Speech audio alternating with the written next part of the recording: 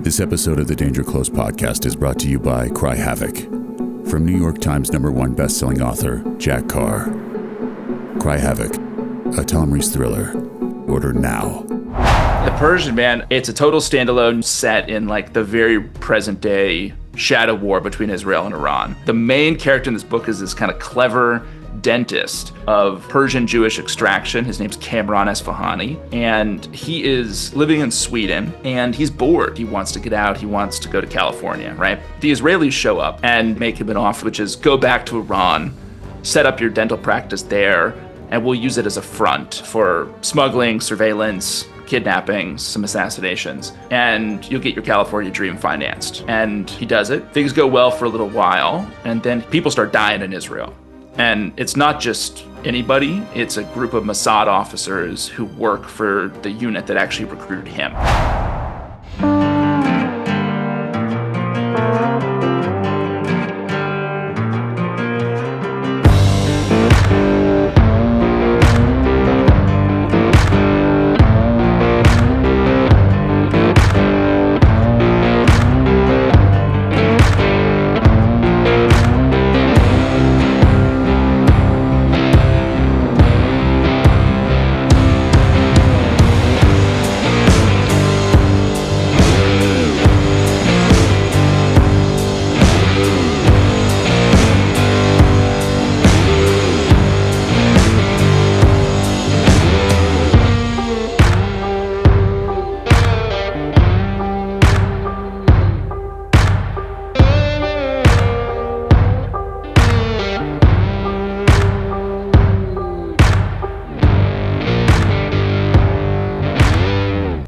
Oh man, thanks for taking the time today. So cool. How are you doing?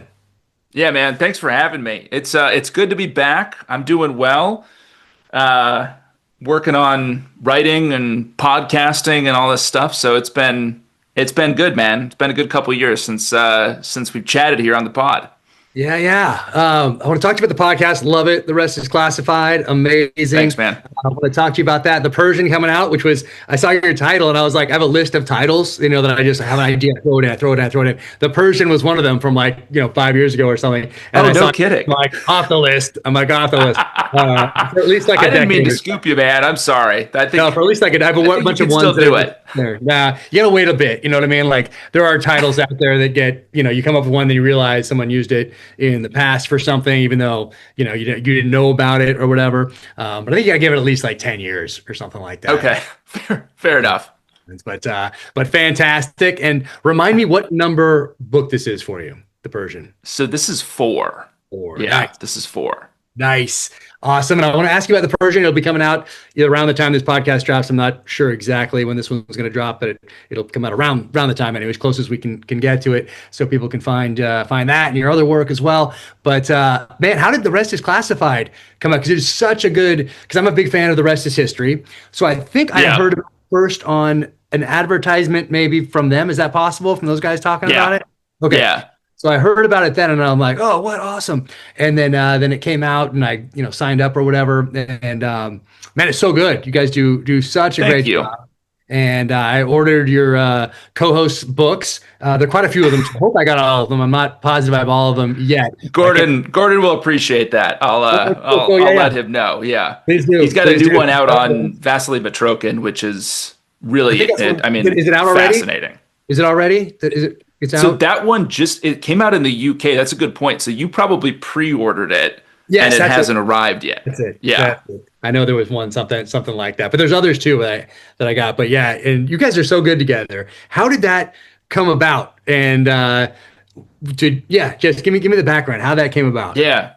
So my books have done pretty well in the UK, and what ended up happening was one of the co-founders of this podcast production company called Goalhanger, had just read my books and was honestly looking, we don't call it this, but I think he was looking for the rest is history spy stories is kind of what he had in his head. It's like, can we do some real authentic espionage stories from past and present and do it in a way that's not cartoonish, but we're really actually trying to explain the nuts and bolts of how this stuff really works. And so he had read the novels. He reached out to me and was like, hey, I've got this kind of crazy idea to do a version of our kind of the shows we normally do, but do it with spy stories. And I was like, okay, that's interesting, because I was also a fan of The Rest is History. I listened to it with my 10-year-old son all the time, who loves it. Great for kids. It's awesome. Amazing. Yes. Mm-hmm. Yes. Like we listened. I took him on a fishing trip last summer, and we listened to the whole Little Bighorn series, sort of Custer, right? And he came back very proficient in describing to my wife the torture methods of the Sioux, like how they would torture people. So he was like utterly gripped, right? It's like perfect for a kid his age. So I was like, all right, I'm interested in this. I like this podcast. I like the style of kind of narrative back and forth. Like I think what The Rest is History and what we try to do on The Rest is Classified is like, we want you to feel like you've kind of pulled up a seat at like the bar and Gordon and I are having a conversation, right? So it's not scripted, but we're trying to be, there's a back and forth, there's structure to it. It's like you've wandered up into this conversation between two people who know what they're talking about on a particular topic. So I like that with The Rest is History. And the co-founder of this production company was like, well, who would you want to be your co-host? We'd like it to be someone in the UK. And I had known Gordon for a couple of years at that point because he and I just got connected via some mutual friends. And so we'd talk every few months. And anytime he was in the States or I'm in London, we'd try to see each other. So I was like, how about Gordon Carrera? And he's like, you know what? We talked about this idea with Gordon like 3 or 4 months ago, and it didn't go anywhere then. Let's bring you guys together. So we started doing pilots and just kind of it clicked. And that's, we're off to the races. Oh, it's fantastic. You guys do such a good job together. And it's astounding. Like, I think it would be very difficult to find people that have that chemistry and are able to discuss these historical events in the way that The Rest is History guys do, because they have that such chemistry there, and then to try to replicate that, it seems like it would be difficult, but you've done it in a way that I didn't really believe was possible. It's so good.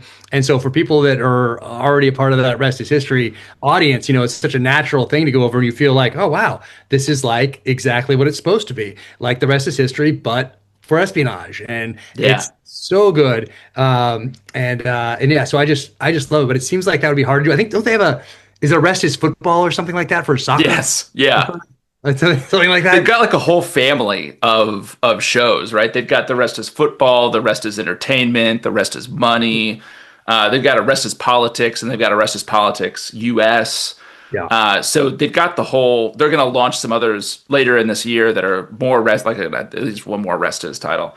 So it's they've got kind of the gamut covered, and it's a model that has worked really well. And I mean, like you said, the rapport is so critical to it, I think. And like, it actually helps that Gordon and I in real life actually like to talk to each other, right? Like, we choose to hang out with each other and have a drink together. Like, if my family's in London, we grab dinner with his family. So like, we're actually friends and we love talking about this stuff. So like, talking about it on the podcast honestly felt like very natural. Yeah. And I'm gonna grab my phone, because there's such great topics, and going to my podcast right here, going to my library, and where are you here? There's The Rest is Classified. Oh, there, it's all downloading all the stuff. There you are. And so The Man Who Saved the World, The Great Escape. No, nice. Yeah, amazing. And you have such great ones. See all 108. Yeah, man. We're doing, so we do 2 episodes a week. That one drops on Monday, one drops on Wednesday. And then we have a club called the Declassified Club, where we've got some bonus content for members. And it's really cool. Like, we've done interviews with David Petraeus. We did an interview with Bill Burns, who was Biden's CIA director. We did an interview, man, we did a series on Pablo Escobar, The Hunt for Pablo, and managed to get one of the Delta guys who was on the ground when all of that went down. Mm-hmm. Right. Just training, Jack. Just training and advising, right? Yeah. So it was like, we've gotten this really cool mixture of guests. I think I put a line in True Believer about that. I think James Reese is talking to Ox, a CIA contractor guy who used to be at JSOC, and has a line about Pablo in there, and he his little comeback. So yeah, dude, that whole story was, I can't wait to lift. it's one of those stories like this is the sweet spot we think for the pod is like everybody knows like a little something about the Pablo story. They've watched Narcos or whatever, but like when you dig into it, man, it's crazier than the actual fiction. I mean, that whole hunt, the takedown, the involvement of Delta or the non-involvement, however you want to frame it, right? Like it's really a fascinating chapter in like the war on drugs and almost a precursor to a lot of the stuff we did after 9/11 and the war on terror. Yeah, I mean it's manhunting, and we did it with Panama as well. Noriega getting him holed up in the mansion and getting him out. So that was essentially a manhunt. Mogadishu was essentially a manhunt for the Black Hawk Down incident that people know. Pablo Escobar, of course, a manhunt. So yeah, manhunting is something that we were doing before 9/11 and learning some lessons, and then of course goes into overdrive after 9/11 when we're looking not just for one person, but a whole slew of people as part of these networks, as you well know. But yeah, Pablo Escobar, I remember reading Killing Pablo back whenever that came out, which is late 90s even, I think. Wasn't it early 2000s? Yeah, I think so. It's another banger from Mark Bowden. I mean, it's a great book. That's the first time I heard something called Gray Fox, I think they mentioned in there, perhaps, and some other names that he mentions in that book. The first time I ever heard them was in that book anyway. Centra Spike. Yeah, there it is. That's it. It was in hearing all those. I think it was a brand new seal when that came out. I want to believe that, or at least when I read it. Yeah, saying what an interesting like introduction to that world. Even though you're in the military, you don't have a window into like that side of things, especially as a new guy. And then you're reading this book you can buy at the bookstore and anyone in the world, and you're like, wow. This world exists out there. Very cool. So it was very foundational as far as just an understanding of how that side of the military works. Yeah. It was also the first time I had like done a really like kind of a deeper dive into Delta and how it works and the kind of stuff it does. And man, it was eye-opening. I mean, also just some of the tidbits of like how crazy a lot of those guys were who were the founding members. I mean, like bonkers stories. Like I think one of them, I think it might have been in Beckwith's book.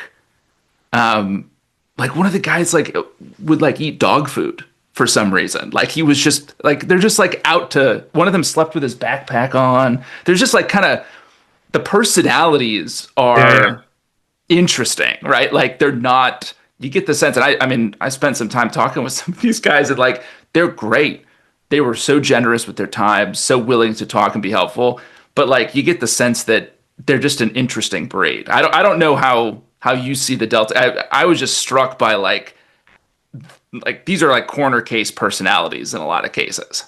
Oh yeah, it's interesting you say that. But I remember reading the Delta Force, the book, when it came out, or maybe it was a year after it came out, because it was definitely a paperback, because I still have it. I want to say like 1986, but during those formative years when I'm like 10, 11, 12, 13 in there. And I remember reading that book. Remember the silver? I remember it because it's on my shelf, but also it went missing for a number of years as I traveled around. It ended up just in a box. And but I distinctly remember that cover and being like, wow, the true story, the founding of Delta Force, because the Chuck Norris movie had come out when I was like, yes.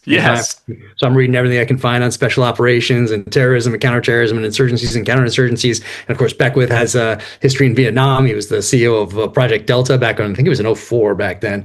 But it's just incredible history. And the book was amazing. I remember reading about 11 years old or something, and these guys going to like learn how to break into cars, learn to hotwire cars. Yes. Oh, awesome. This is what I want to do, type of a thing. So those are important. That's why it's so important for people to read in general, but to read those things as well, because it can really set you on a path or make you aware of things out there existed. And now podcasts are doing that, are kind of taking, it seems, some of that mantle away. And maybe it's a podcast or a gateway drug to audiobooks, perhaps.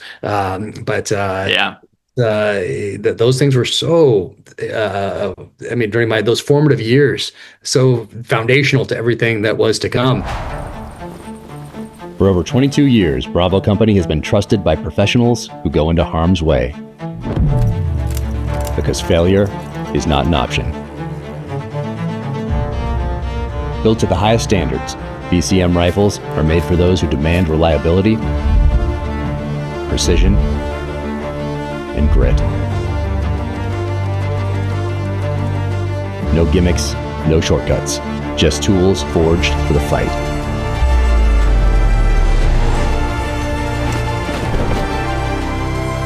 BCM, trusted by warriors, tested by time.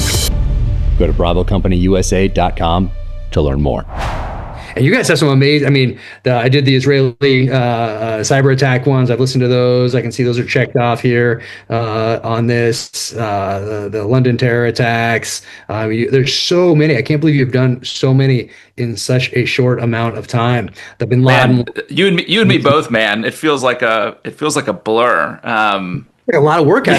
Yeah. It is a lot of work because, there's no like team of minions or research assistants behind this. Like, this is just Gordon and I putting this stuff together. We've got a really cool series coming out later this fall where we're going to do 6 episodes on kind of the CIA, JFK, and Cuba.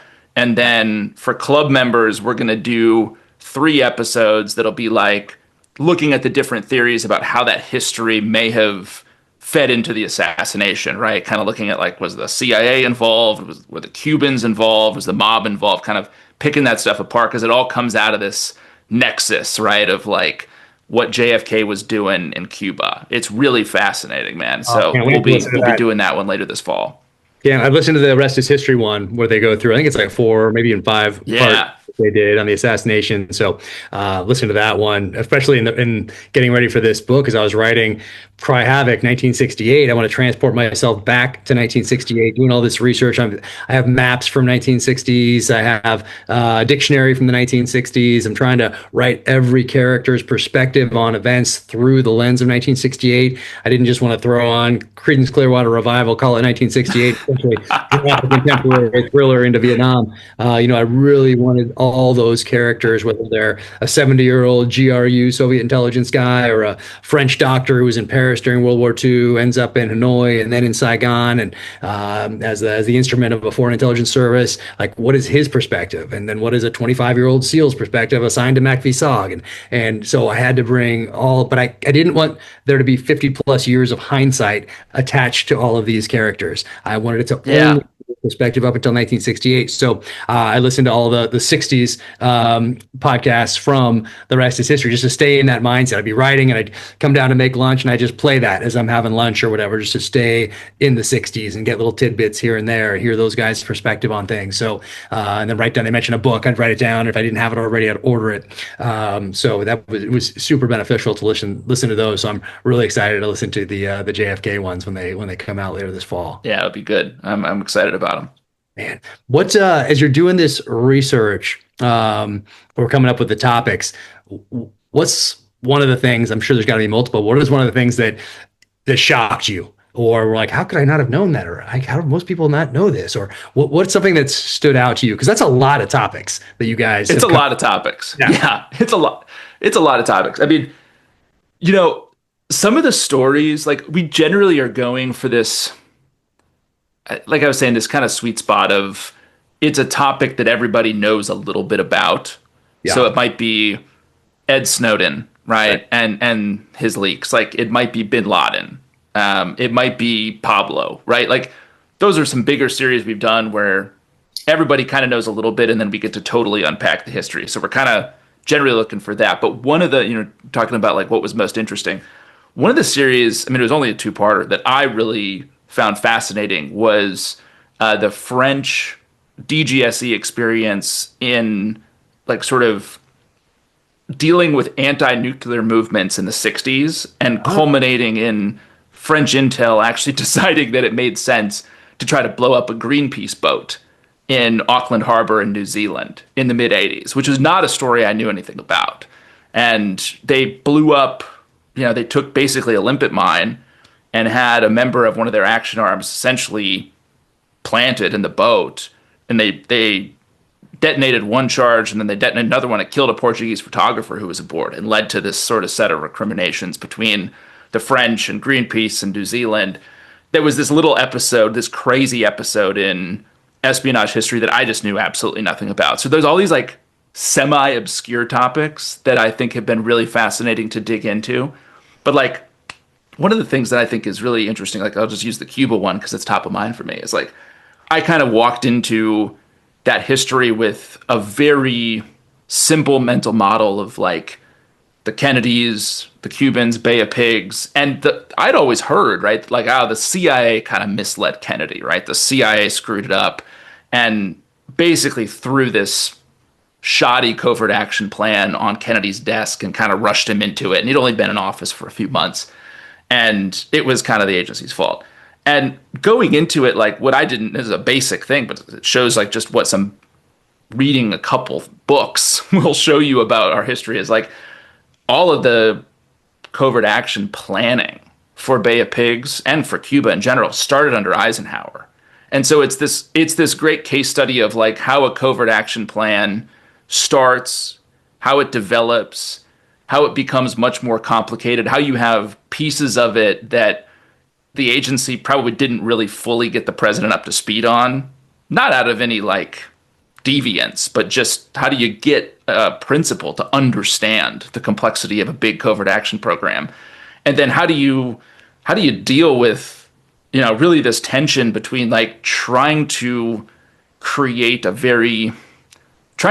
real military plan that has an actual chance of success and also papering over it all of this sort of deception that will enable it to be deniable. And there's real tension between those two things. So like, it's a great case study and all of that I just didn't, as someone who lived through the Syria covert action experience, right? When I was at the agency, like there were so many sort of lessons that you could kind of draw between the two things, even though they're separated by, 50 years. Yeah. That's amazing. Would you want to get over to Cuba at some point? Haven't had a chance to do it yet. I know, I would too.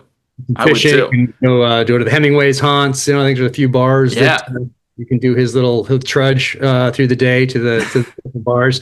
But on the Kennedy side of the house, was it true that they did hope that he would give air support to that mission if it was launched? Like they know they needed it, but they launched it anyway under the assumption that now the president's going to be forced to greenlight air support for these guys.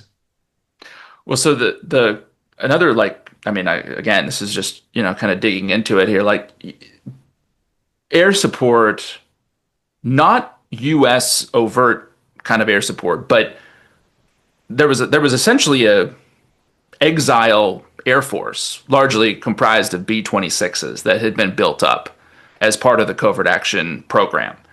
And the plan had been to allow them to conduct a set of airstrikes basically, I think 3 days before they were going to actually launch they'd actually land on the beach, and then a day before. And as the clock kind of gets ticking closer to, D-3 and D-1, Kennedy basically says, look, this is getting too loud.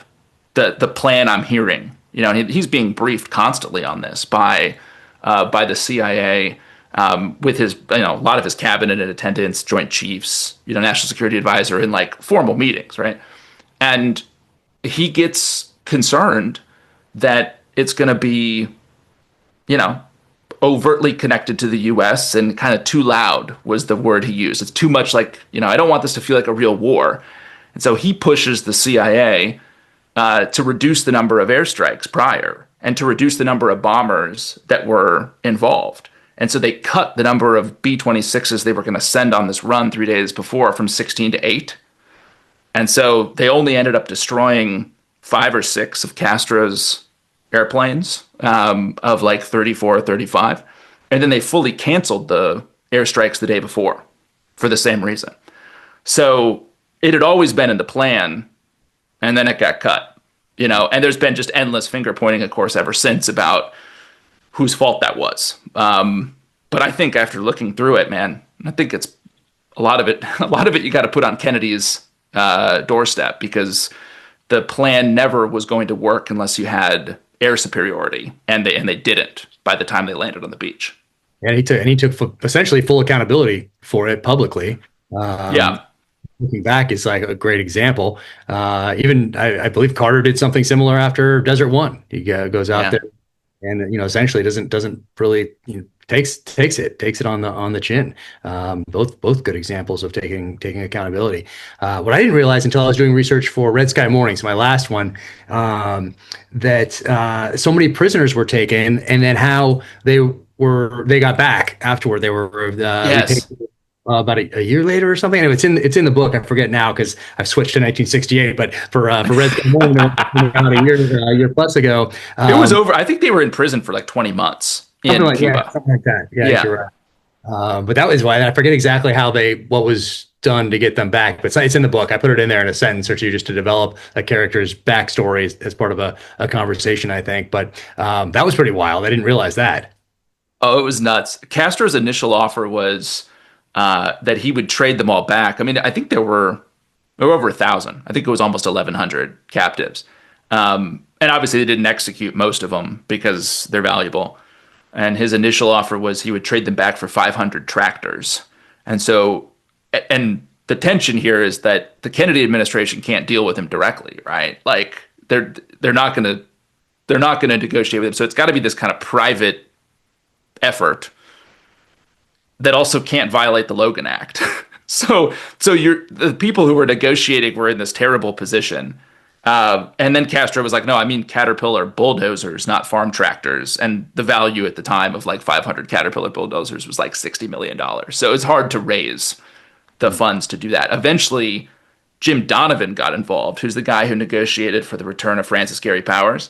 Yeah. And there's this like essentially complete Scrabble effort to do a deal with Castro where they provide basically medicine and foodstuffs and a whole bunch of stuff that's valued at around 60 mil plus some cash that they raise at the 11th hour to negotiate a return of all of these essentially hostages. And so it's like a whole story, you're right, in and of itself of how that whole thing came to pass. Yeah, I think that'll be a good one. Because for whatever reason, whether it's the algorithm or it's people arguing in the comments. So I did a podcast for my book club on called the JFK Conspiracy. So it's not a JFK assassination. It's one that came out last year by Brad Meltzer. It's about the assassination attempt in December of 1962.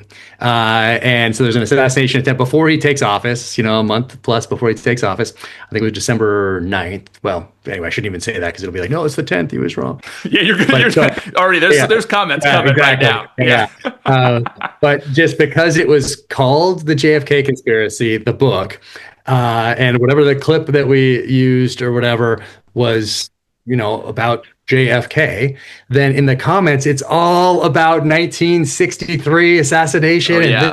Oh, yeah. But that's not even what the podcast or the book is about. And I'm just like, oh, man, another example of just like the algorithm or people just wanting, I don't know, but it's just bizarre. So if you look at how many views that has compared to like a regular one, it's insane. So just JFK, conspiracy, assassination, boom. Doesn't even matter what you talk about. You can talk about something totally different, call it that, and it's going to crush. So I think you guys can be interesting to see if there is a difference in numbers or comments or whatever, based just on the topic, generally speaking. So that's a bit. Yeah. That's crazy. I know it's coming out, later, but anything from that research that you didn't know before? Because a lot of us think we know a lot about JFK assassination, but then again, there's been so many, it's been a long time, and there's been so many theories, movies, documentaries, whatever else, and then the internet just explodes it all. I mean, it's hard to make sense of it all through, I guess, all the smoke. There's so much smoke. I mean, let me give you an example of like what's sitting on. I mean, this is literally right in front of me now, right? It's like Jerome Corsi's got this book of like who really killed Kennedy. And it is, I mean, I'm maybe 3/4 of the way through it, and it is like it's almost impossible to follow. There's so many rabbit trails that you kind of get led down of like random stories and things like that like it's so hard to make sense of it, right? It's so hard to make sense of it.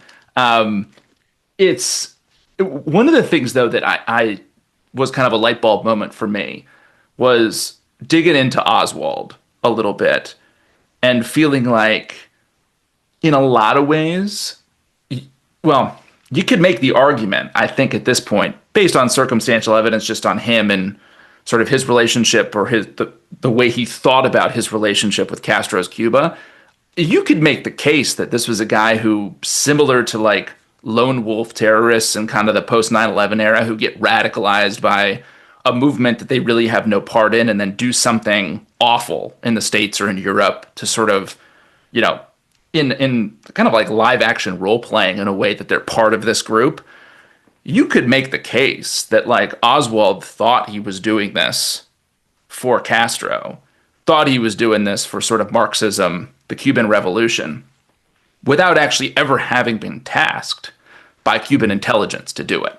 And I think there's obviously evidence that like he went to the Cuban embassy in Mexico City and went to the Soviet embassy in Mexico City, right? Like that's a fact.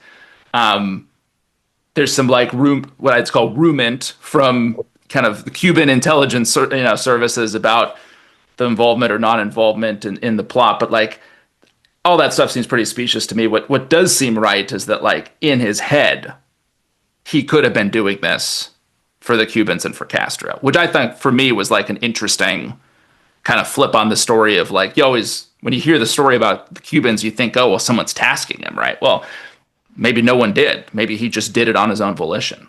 I don't know. That for me was a light bulb moment. I know there's so many things that are just weird. Like, yes, the U.S. Marine goes to the Soviet Union in like I know, height of the Cold War, and then goes in 59. Man, he defects. He's there for 3 years. He comes back with a Russian wife. I mean, it's just crazy. Then comes back and is let back in. You can do that. I think people were like, wait, what? Like one who would wonder that, and then can we let them back? Like that's odd. And the Mexico thing, odd, of course. Like so many. Odd.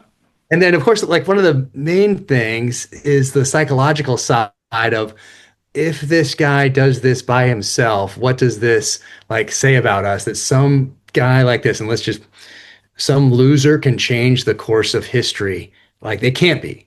No, there has to be something else. There's no way that this failure at everything can succeed in one thing that is so monumental to the course of history. It can't be. There's no possible way.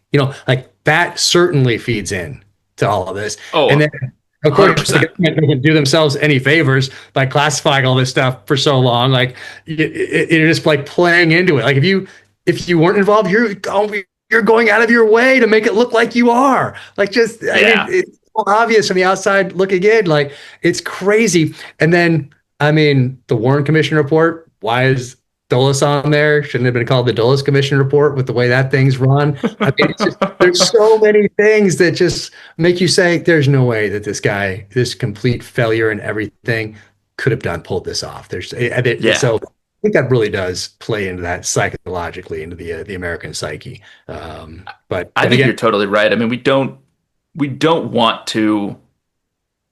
We want to create a big story out of it, right? Like we want to link all this stuff. Our brains just want to do that naturally.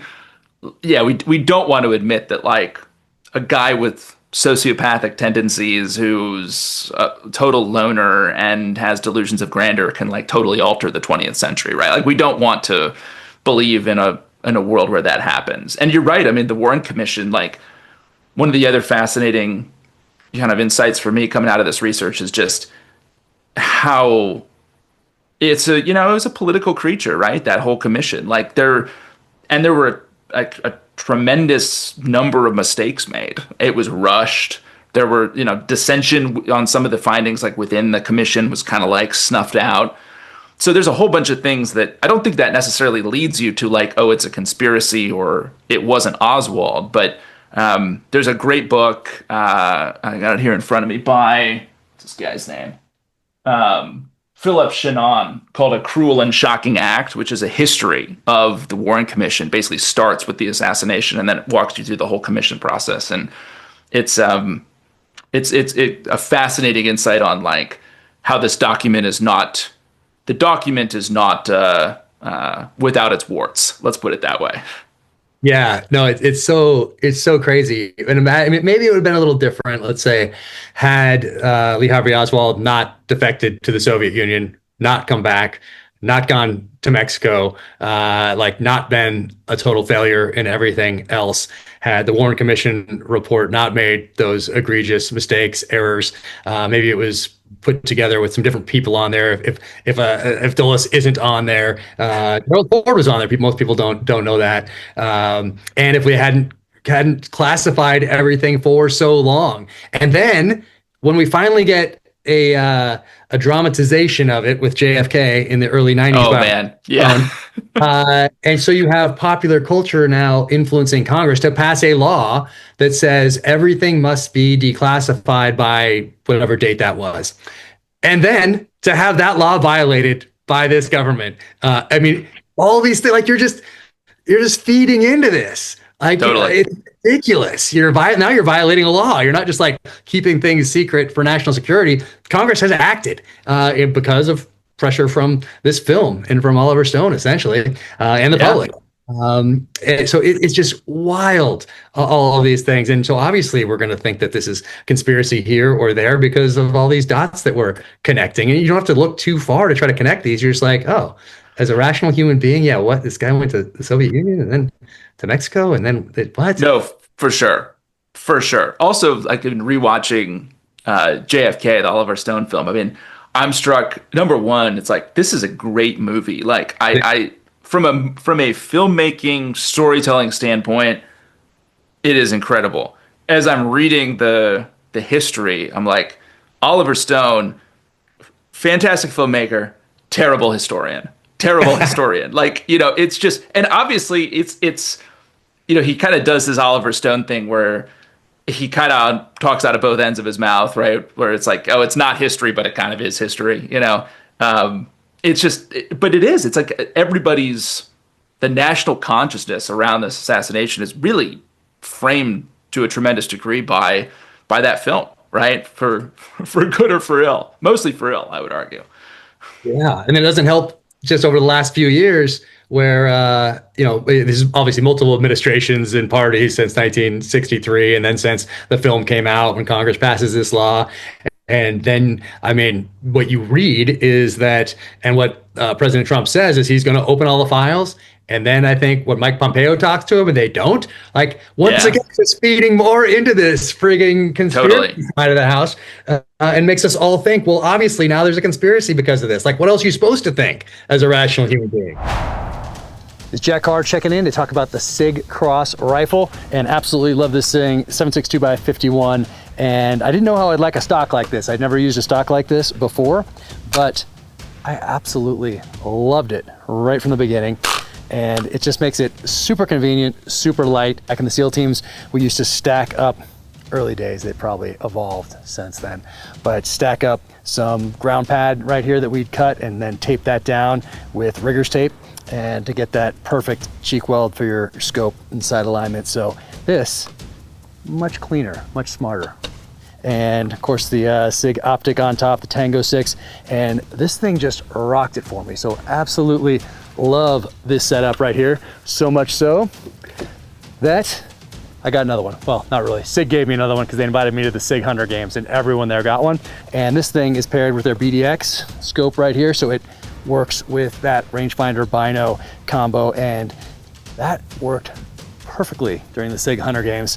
Got second, I know, wasn't first, but at least we beat the other team that had a bunch of snipers on there. So was very happy with second place in that case. Love this setup. It's just super convenient to pack something away like that in a pack or travel, and these things are just awesome. So highly recommended.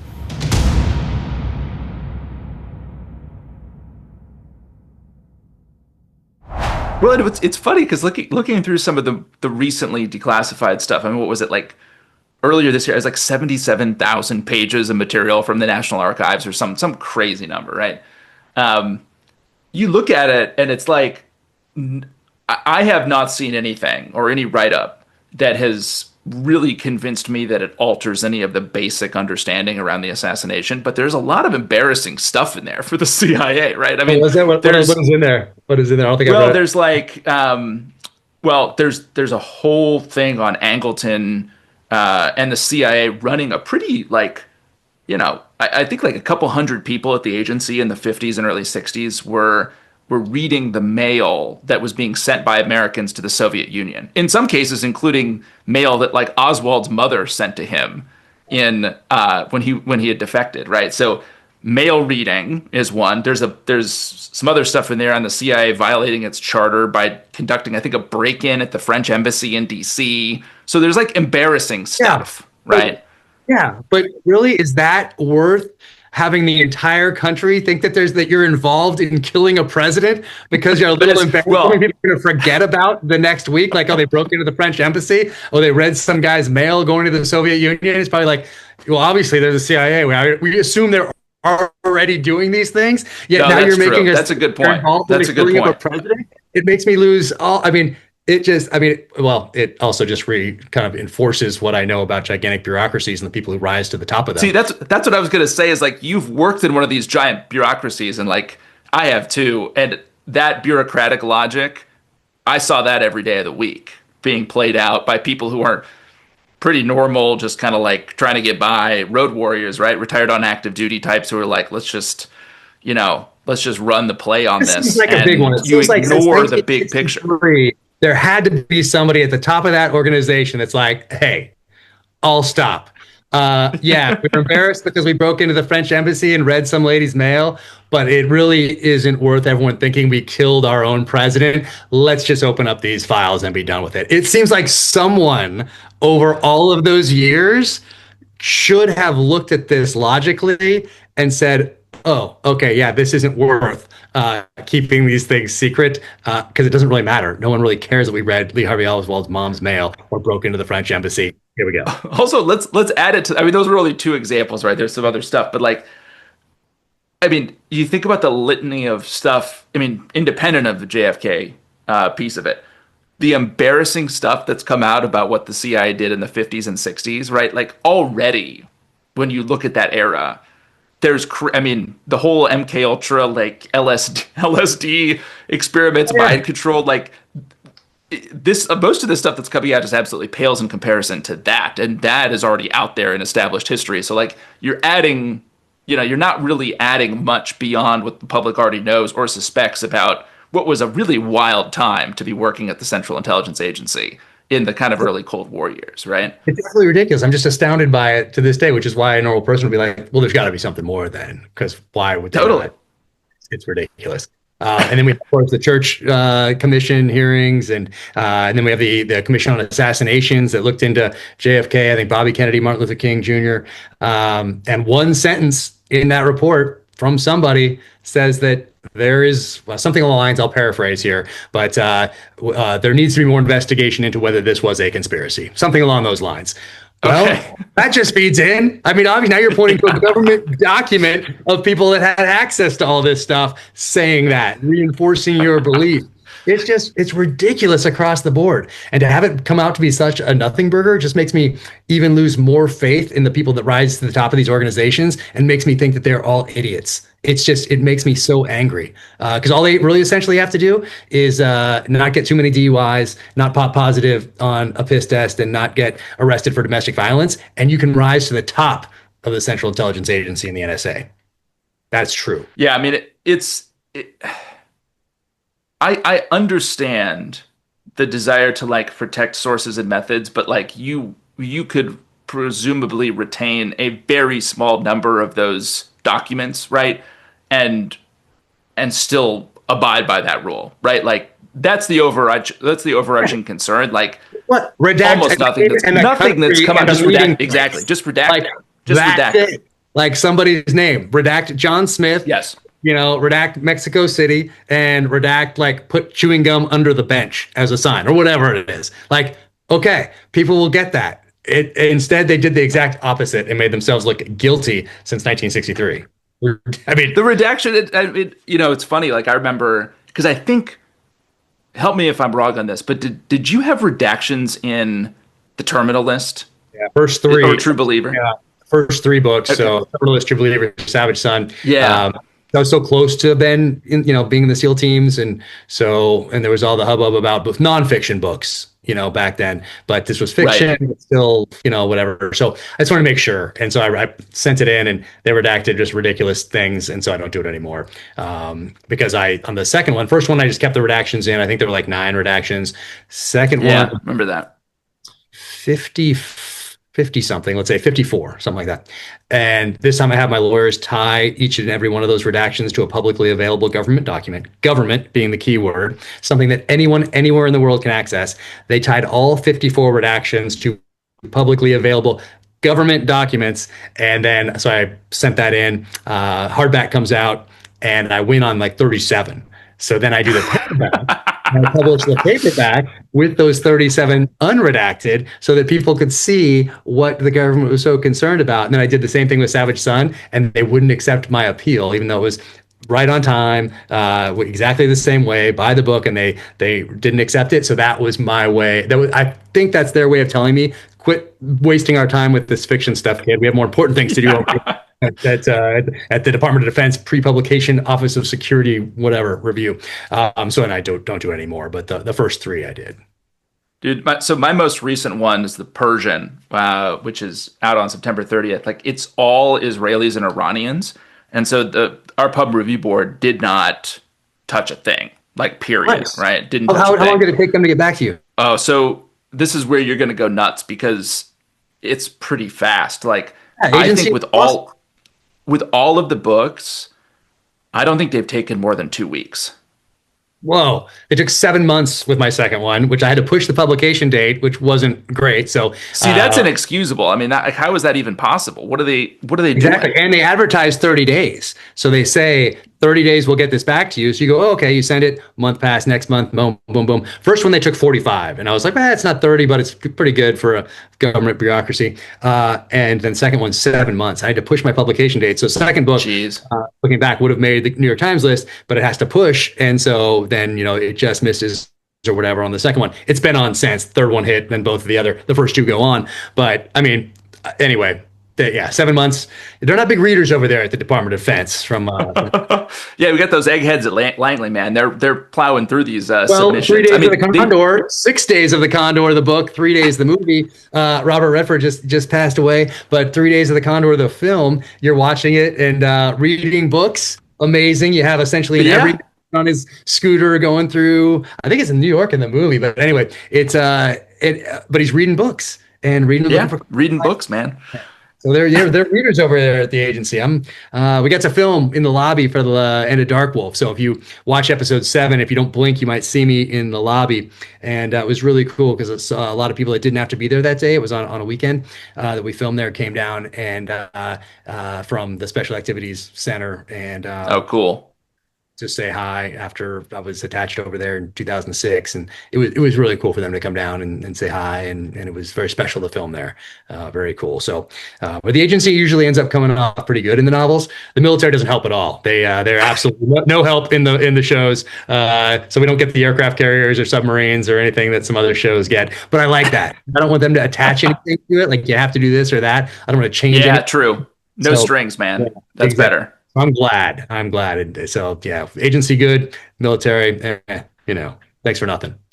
Dude, speaking of filming at Langley, so when I was still an analyst there, I was walking, like, not too far from the lobby. Like, I was down on that first floor kind of corridor, like, I think probably walking by the cafeteria. And I'm going to, like, a briefing with a group of people, and we're walking through kind of a crowd, and I bump into someone on my right shoulder, like, because I was talking to someone looking left or whatever and hadn't seen him. And this guy, like, looks back at me like a little bit, why'd you bump into me? And it's a guy wearing a Boston Red Sox hat who's got a scruffy beard on. And I look at him, I'm like, I feel like I know that guy. And we keep going to the briefing, and one of my friends is like, dude, that's Ben Affleck. Like, you just bumped into Ben Affleck, and he was there getting briefings for Argo. And I don't think they were doing any filming then. It was just like all background stuff. But yeah, he was like wandering the halls, doing some initial research before they shot Argo, and looking like a total bum in his Red Sox hat and like scruffy beard. He's just kind of cruising around. He got briefed by a really old guy who worked in my office, who had actually been an analyst in '79 when the revolution happened, and who was still there. It was unbelievable. Anyway, so that's my Langley filming story. That's incredible. So I didn't know until I got there. Public affairs officer, she's absolutely amazing. I got a tour of the new museum and everything. Yeah.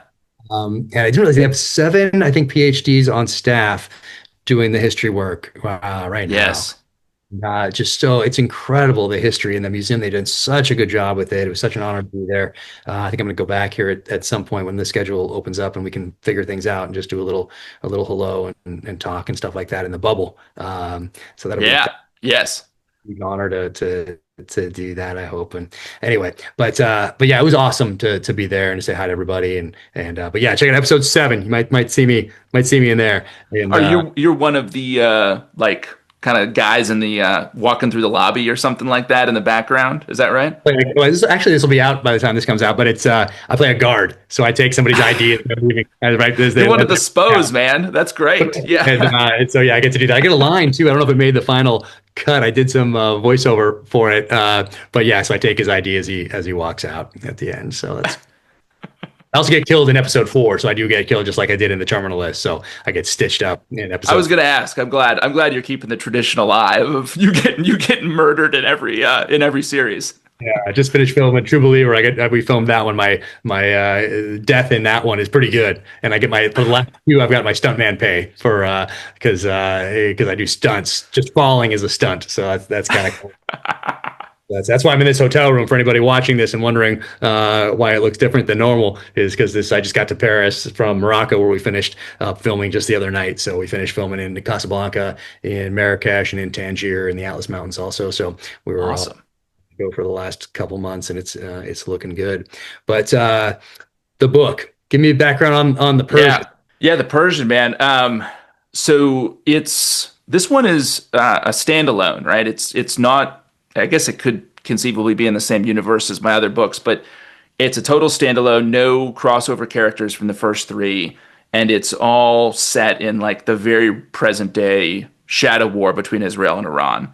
And man, what character would best be the centerpiece for that shadow war other than a dentist? And so the main character in this book is this kind of clever dentist of Persian Jewish extraction. His name's Kamran Esfahani, and he is living in Sweden. His family's been in Stockholm since the kind of early days of the revolution when they fled Iran.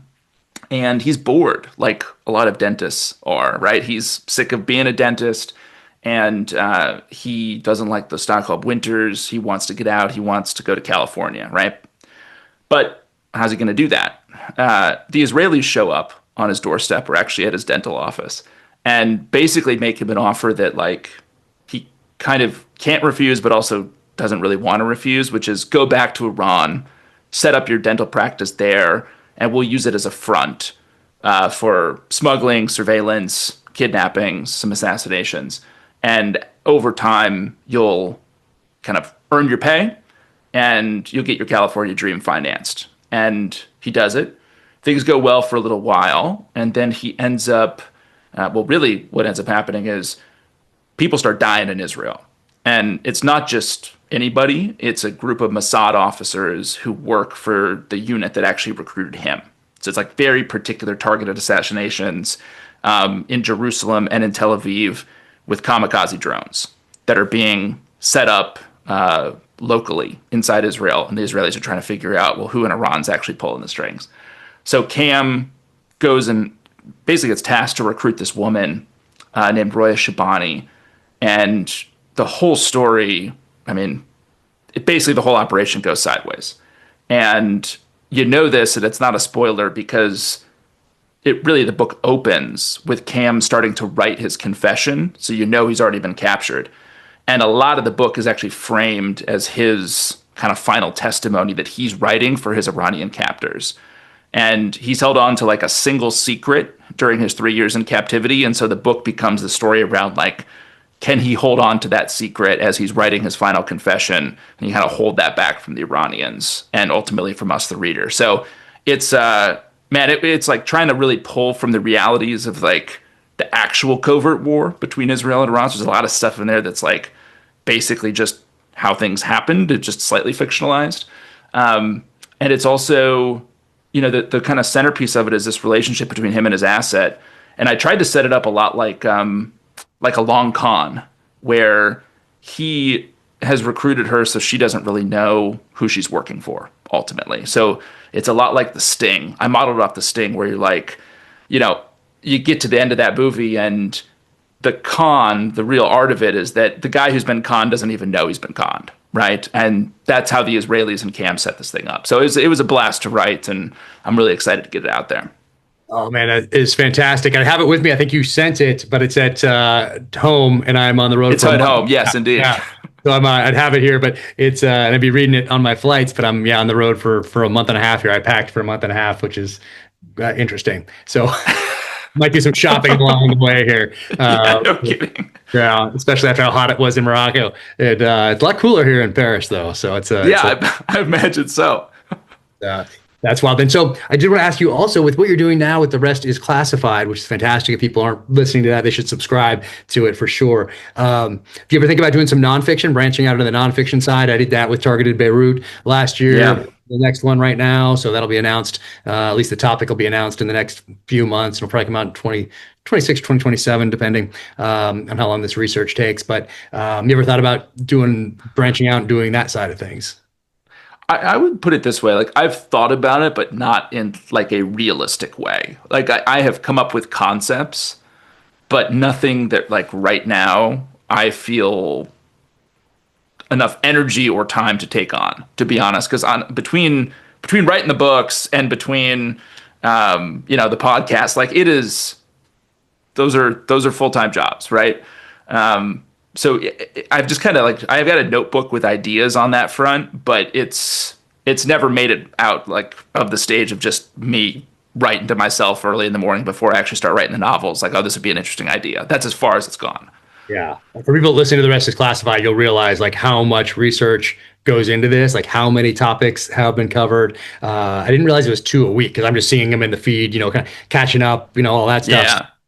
But I started listening to it as soon as I found out about it. I signed up for it, but that's a lot of work. That is a lot of work. It's a lot of work. It's a lot of work. It's fun, and it's stuff like this is the kind of stuff I'm reading in my spare time anyway. So it's not like it's so far afield, and it actually does help with the books, with the novels, because, like, for example, right, we did like a quick 2-parter on the Israeli assassination of Mohsen Fakhrizadeh, who was the head of Iran's nuke program. And the Israelis, I mean, this one made the papers pretty significantly, right? Where they essentially used a remote operated robotic machine gun to kill him.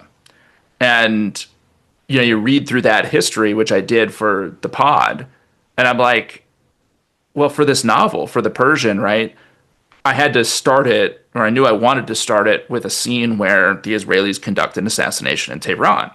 And when you read that history, you're like, I'm not going to come up with anything better than this, right? Like, this is an absolutely insane story.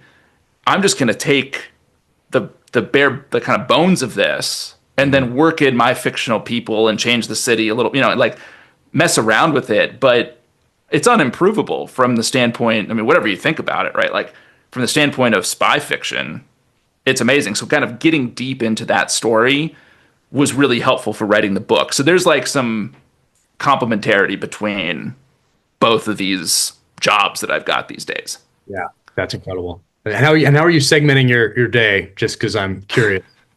Yeah, so man, I'm a bit of an extremist. And I like to go heads down in something and just immerse myself. And so what I have tried to do, and it doesn't always work, is to actually break it up into like weeks, where it's like, this week I can go fully balls to the wall in the book, right? Like 3 weeks ago, I drove out to the West Texas desert and I sat out there in a house for 5 days by myself, and I wrote 33,000 words. 5 days, 33,000 words. I'm crazy. Yeah, I'm working for 16 to 17 hours a day on it. And then by the end, I'm dead, right? I'm like absolutely dead. But in that week, I do that like once a year at a particular point in the drafting process. But like, I didn't do any podcast stuff that week, right? We had set it up so like Gordon was researching stuff. Like, I'm just cranking on the book. And then I come back, I had like another book week. And this week has just been fully podcast, right? And so for me, it's like a bit of a binge and purge that has worked so far, because what I have noticed is if I try to do like, hey, my morning is the book and the afternoon's the pod, I don't know, man. I just feel a little bit like I'm not giving my best to either. So that's the way I've tried to organize. I don't know how you are, because you've got even more going on, but that's how I'm trying to manage it these days. It's tough. I have the same thing. It's hard to know that you have something coming up, even if it's like a 15-minute like radio spot. To know that it's coming up at 1 p.m. and you're starting because you just dropped the kids at school and now you're back and it's 8:30 and you're like, okay, I'm gonna get. It's like still taking up bandwidth. Like, oh, what are they gonna ask about? Blah blah blah. You're like, So I like to be all in on it too. But there's with so many projects, it becomes just insane. And this year I missed my deadline, so now the book's coming out October 7th versus it was supposed to come out in June. But it was so much more research that I had to do for this book that I didn't anticipate, and then writing everybody's perspective through that lens of 1968 really took a lot of time. So, but I like to go all in. Also, I wish that I could only write, which was my vision back in 6th grade.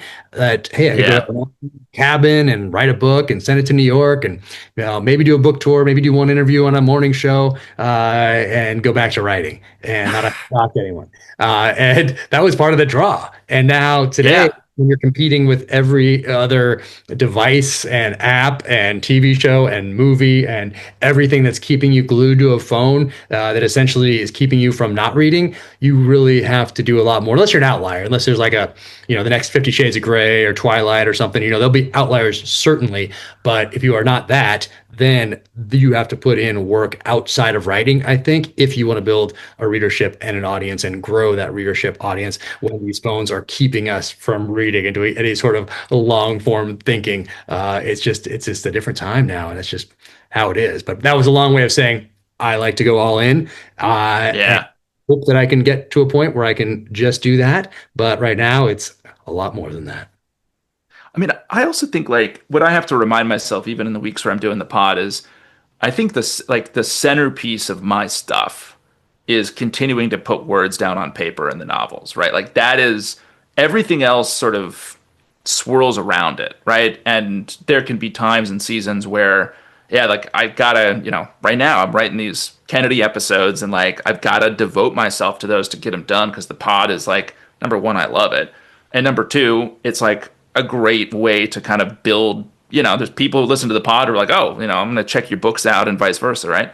So I got to do it. But like at the core, it still is me sitting down and facing the blank page, like getting that book out and developing those stories. And from just a commercial standpoint, that IP is like, that's the critical piece. And so I can't lose sight of that. And it's increasingly tough, it just is. It just is. Yeah, the more demands, and then you throw a lot of the personal stuff on top of there. You have to juggle everything else. It's a lot. But I look at it as, in military terms, as the books are the main effort, and everything else is supporting effort to that main effort. So even the TV shows, podcast, merch, blog, website, socials, like all those things fall under the main effort and support that main effort with their individual. That's right.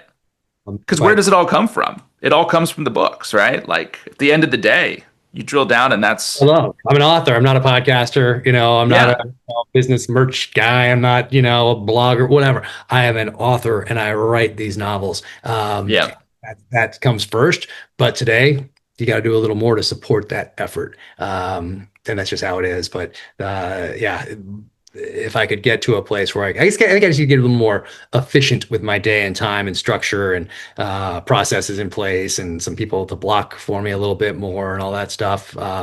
That's the next stage. But working towards that right now, because writing. Let me know if you figure it out, because I have not. I tried to like figure out ways to get more efficient with my drafting this go around on the fifth book, which I'm writing now, and like. Man, it's like a mysterious process, man. It doesn't if I try to apply like my old management consultant hat to it and look at it and be like, how do you kind of make this thing more efficient? It's like, What would McKinsey I don't say? know. The story, yeah, the story kind of comes out as the story comes out. You find characters, and when you find characters, like it doesn't really. I could put together some stupid Gantt chart of like how I could make the process more efficient, but like it doesn't work. Like I find that it's just like I've got a right to discover the book, and it's like an inherently inefficient process. I don't know. I have no better idea. I throw a lot of stuff away as a result because I write a ton to like find the book, find the characters, find their voice. And then I find that like a lot of the stuff I wrote early on, it's like, oh, it's not that good because I was just kind of getting to know a character, right? Now I know them. I know their voice. I got to go back and rework all this stuff to like reflect, the person I discovered. There's an element to it which really sucks because I wish I could just be like, here's the plot, here's the chapters, bam, bam, bam, bam, bam. I don't work that way. I have struggled immensely anytime I've tried to systematize it or even do a basic outline, man. I'm hopeless. I do outline, so I come up with the one-page executive summary, a theme, and a title. Like those things are first, and then I read that one-page executive summary, and I ask myself, is this story worth the next year and a half of my life? And then I read it again if the answer is yes, and I say, if someone was walking by a Hudson News and was to pull this off the shelf and read this on the back of a paperback or open the hardcover and read it there on the jacket, would they want to spend time in these pages that they're never going to get back? And the answer is probably. Then that's the next project, and I turn that executive summary into the outline, and then I go forward from there with the narrative. But I don't yet know the characters unless they're recurring. So I'll know that, so-and-so is head of the KGB or the GRU, or someone's a major NAS or whatever. And I know if they're good guys or bad guys, or maybe some indifferent ones, whatever. So I'll have the characters, but I don't yet know them until I put them in dialogue. And that's when I really get to know them. I know what they're going to do to propel the story forward, and I know how it ends. And I have it as thoroughly outlined as I can, but if I come up against like a wall, I'm not like, how am I going to ever figure this out? I know I have a year to figure it out. I'm going to figure it out. But then I get to know them through the dialogue. And oftentimes one character has become two characters have morphed to one. Like that sort of thing will happen. Or someone that was supposed to die lives, somebody that was supposed to live dies, like that sort of stuff morphs along the way as the story reveals itself and more, and these characters reveal themselves, I should say, and I get to know them through their dialogue with one another. So that's been the process for me, and as a result, I haven't thrown much away yet. Anyway, I know maybe there'll come a day, but right now it's pretty much everything that I've written has ended up in the books. You keep it in. Yeah. That's incredibly discouraging to me, Jack, because I'm throwing away a tremendous. If my editor's listening, I'm absolutely not throwing a lot away, and it's a perfectly efficient process. But I think I've thrown away 30 to 50%. Oh my gosh. Yeah, man. Like it's not great. Like, and I just don't. I don't know. I have not come up with a better way. Every time I sit down to start writing one of these, I'm like, man, this time I'm going to this is going to be the time that I fix the process. And, it doesn't work. But by the way, the writing process, like for the pod, is totally efficient. I don't throw anything away because I'll come up with like a rough outline of kind of each of the sections. Boom, boom, how many episodes is it going to be? And like that is clean. But the fiction is, I probably, on the Persian's like 120,000 words or something like that, maybe 115. Man, I probably wrote 300,000. Oh my, guess. That's painful to hear.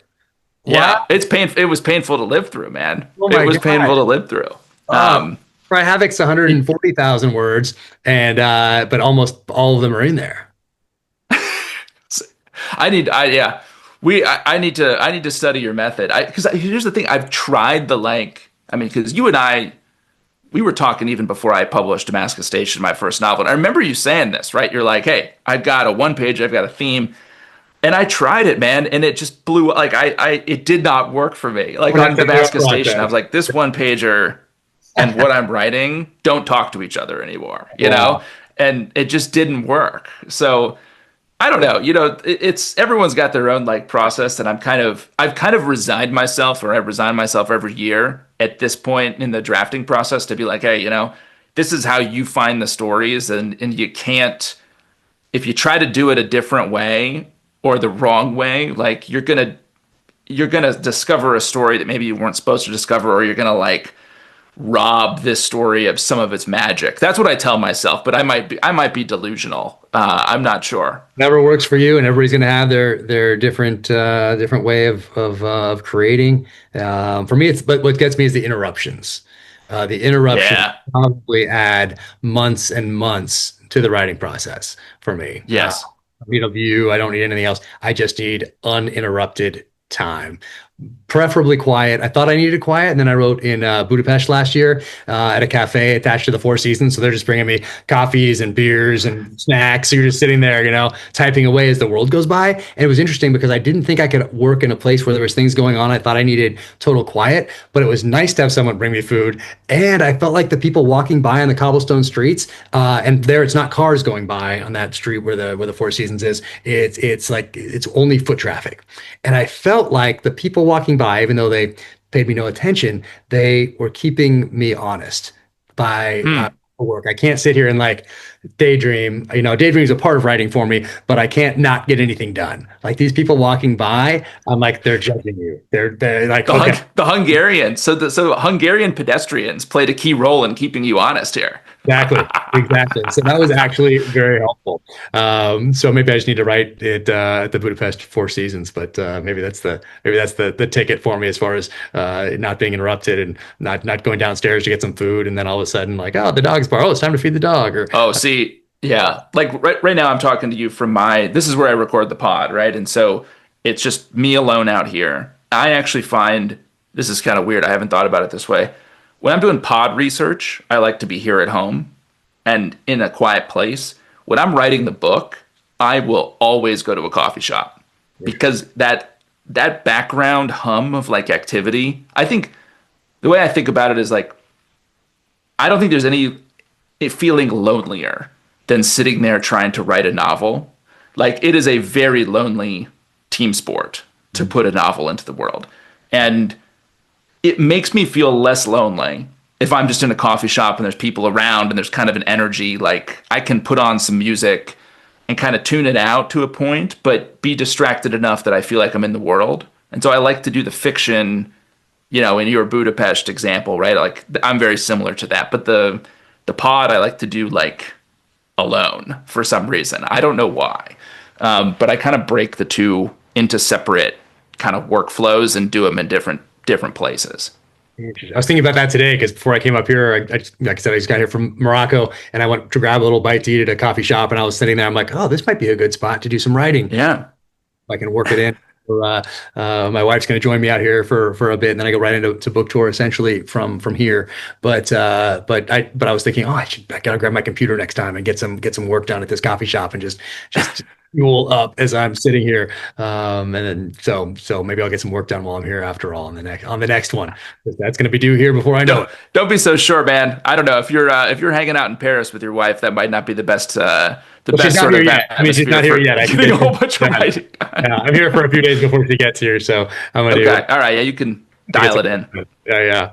Oh man, awesome. Well, thank you so much for spending all this time. Can't wait to read the Persian. I love the cover, and you're doing amazing both on the books and with the podcast. And so glad that you're doing both. Just benefits everybody, and anybody's not signed up for the podcast, check it out for sure. Get the books, read them all, and man, I'm looking forward to the Persian. Thanks, man. No, this was a ton of fun. Anytime we can talk writing process and JFK and Delta Force all in the same conversation, we're in the right spot. So thanks for having me back, man. Absolutely. Take care. Hopefully I'll see you in person soon. All right, man. Be well. This episode of the Danger Close podcast is brought to you by Cry Havoc. From New York Times #1 bestselling author, Jack Carr. Cry Havoc, a Tom Reese thriller. Order now. Watch a Cry Havoc teaser here, or watch another episode of the podcast here.